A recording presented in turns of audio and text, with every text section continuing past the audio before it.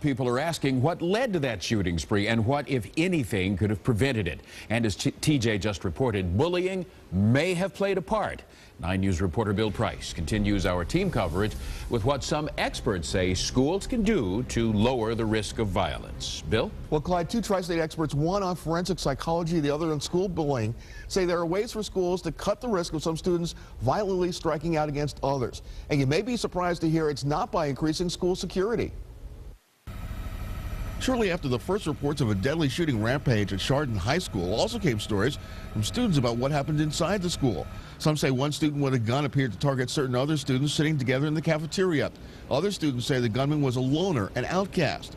Bridges for a Just community counselor Sean Jeffers says schools have to make loners less lonely. When you see the kid who's sitting alone, go over and talk to them, because there's maybe examples or maybe issues of homesickness or something happening there. And so this is how you just sit down and have a conversation and include them. Meanwhile, forensic psychologist says he's seen some pictures on the internet that indicate the gunman may have sent out warnings earlier. This young man had 2 weapons in his hand. So he had taken a picture of himself in this power pose.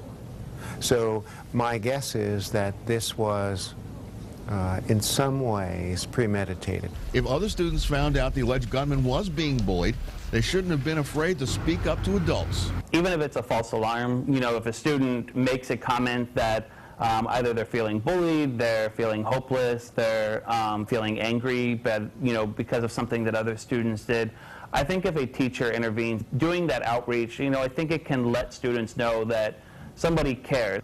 Schools need to tell students that destructive kinds of talk need to be reported for everyone's safety. There should be a 0 tolerance for the statements about wanting to harm someone else.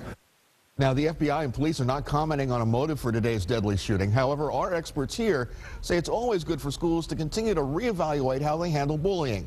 In the meantime, the Chardon School Superintendent says if you haven't hugged or kissed your kids in the last couple of days, take that time now. Clyde? That's great advice, Bill. Thanks.